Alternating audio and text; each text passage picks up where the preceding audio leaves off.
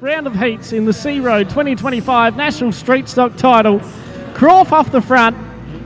Big effort from the 23 team. They in fact rebuilt that motor overnight. He starts out of 8th. There's plenty in this one. It's going to be exciting as Heat 8 gets underway. The sun starts to set over pit corner. Half the track's in shade as we go out of turn number 2 for the first time in Heat 8. Croft with a nice lead on the 115. And we go yellow. Getting set for the restart alongside the 115 of Troy Polly, Tasmanian car, I believe Victorian driver, as we're 3 wide for second across the line because that's Streety, sometimes Proddy Peter Kinnear in the 3 from Warrnambool, making his way through early in this one. Him and Croft are out front. Here comes the 78 of Dylan. All contact there with the 115, holds it together. Russell around the outside. Thompson's involved as well as they clang and bang a little on the exit of turn number 4 for the first time in heat number 8. Race leaders Croft. He leads Peter Kinnear by 0.3 of a second. Here comes Nathan Russell in the 23, trying to get it done on Troy Polly and sitting nicely through the exit of turn 4 and drives past the 115. Here comes the 34 of Ian McGuinness with a big dive on Polly, the 26, and the 78 back there as well. Back then to Dickinson. Thompson, the 52, and the 22 of Charlotte Scott at the back of this one. Whoa, the 34 picking up the inside left of the big VF. That time out of turn number 4 was Ian McGuinness. But up front, Crawford leads Kinnear. Third is Nathan Russell. Then it's back to McGuinness and Andy Russell. Can Kinnear make the pass on Croft with 6 to go? Yeah, it's interesting. I heard that Nathan Russell had just an engine in it. Well, he's the fastest man on the racetrack in the 23, up to 3rd place. Then it's McGuinness in the orange 34. Andy Russell started well back. He's got himself up in the top 5, so it's been a good drive in the black 26 from Andy Russell. In 5th place, challenge for the lead. Down low on the track was Peter Kinnear. Croft had him covered, but Nathan Russell starting to come on the scene, and there'll be 4 to go when they get to the line, so there's plenty of time. Certainly is. VF Commodore 1-2, and here comes the big VY, the well-presented number 23 of Nathan Russell. That's your top 3. The closest in that is Croft up front, Kinnear 2nd, Russell 3rd, back then to the 34 of Ian McGuinness under a well attack from the 26 of Andy Russell as they continue their battle for 4th. Back behind them, they're somewhat strung out as up front Kinnear, the nose to the inside, right about the ESS mark.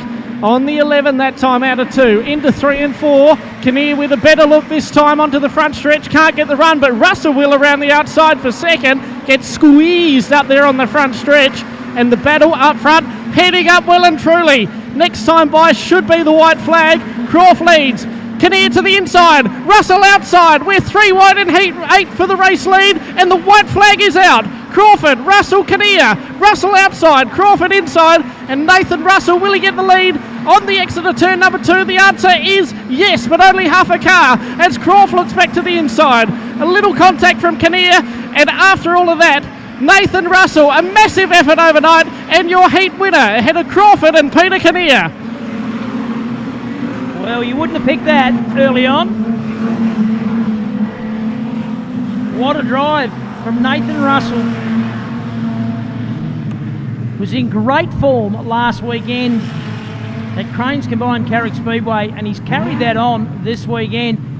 An engine drama yesterday. They took the car straight back to Launceston and worked on it till late in the night.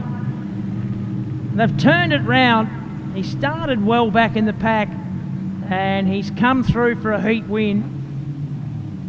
That's a good news story for a Friday. That was wicked. A wicked start.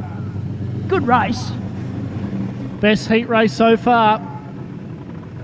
Gloves are coming off, helmet coming off. First round of heats. All 8 of them are done for the moment. 80 laps of stockies will head back to the pits. And I tell you what, Latrobe, he's just shutting the car off now. Balaclava's off. Be as loud as you can for Nathan Russell. Mate, we know this thing is fast. Massive effort overnight, and that, I think, is a well-earned reward. Yeah, mate, we didn't have the best of luck last night in practice, but yeah, all the work pays off in that heat, so big effort last night.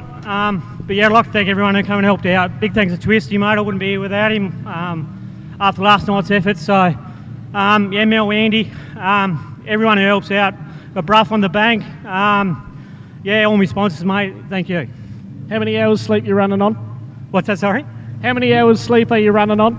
Not a great deal over the past few weeks, and I was hoping for a quiet one last night, but it didn't happen, so we'll keep it going. Certainly did it, and I tell you what, that was the most exciting of the heats, most exciting heat so far, so congratulations. Thanks very much, mate. Cheers.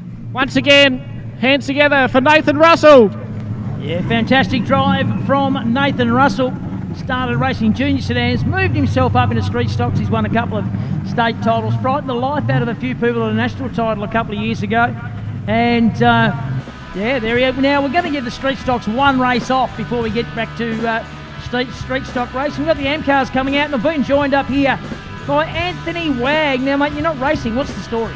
No, we're not racing tonight. Luckily, or unluckily, we've sold the car, so we've going to build up. We're going to build up the new Panther that we have in the shed. So yeah, it's sold during the week. Sold it locally. Locally, Oh, yes. good lad. It's